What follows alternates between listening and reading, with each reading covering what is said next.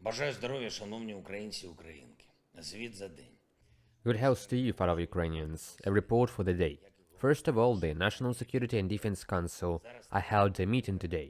As I said earlier, there was only one issue: military medical commissions. The inspection of military medical commissions across the country is underway. Law enforcers will complete it soon, and there are already several conclusions. It is necessary to check a significant number of decisions of the military medical commissions on disability and unfitness for military service that were made after February the 24th. Today, the relevant statistics were presented at the National Security and Defense Council. There are examples of regions where the number of people removed from the military register due to the MMC's decision has increased tenfold since February last year. It is absolutely clear what these decisions are: corrupt decisions. And in the criminal proceedings that are currently underway against the staff of military medical commissions and military social commissions, it is even clear how many decisions could have been falsified. Law enforcement officers have already clearly identified unreasonable decisions. Specific evidence has been recorded. It has been presented behind closed doors. Different regions of the country, different territorial commissions, different officials. The bribes range from 3 to 15,000 dollars. They will be held accountable. The list of those who went abroad due to obviously dubious decisions of military medical commissions will be analyzed separately. First of all, due to the decisions of those who have already been caught taking bribes. We are talking about at least thousands of people. We will also address the issue that almost all commanders in the field are referring to: the concept of so-called limited fitness.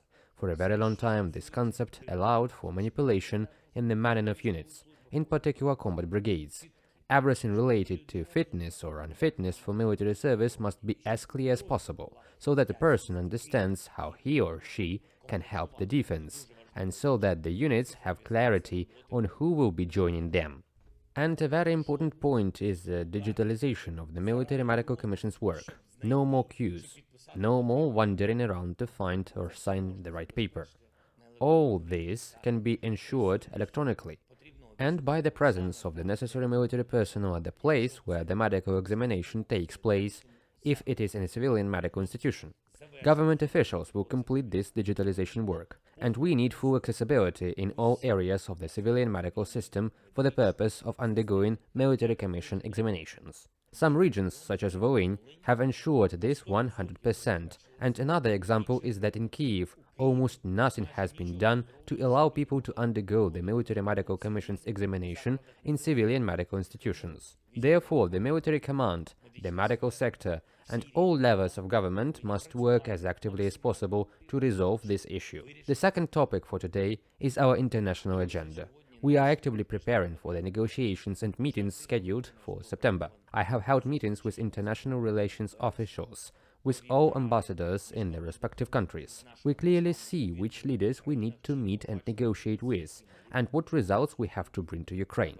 The third issue is the European Union. I held a large meeting with representatives of the Parliament, government officials, and our international relations officials on our readiness for the launch of membership negotiations with the European Union, the implementation of the recommendations, the necessary bills that have already been prepared and need to be passed in the Parliament.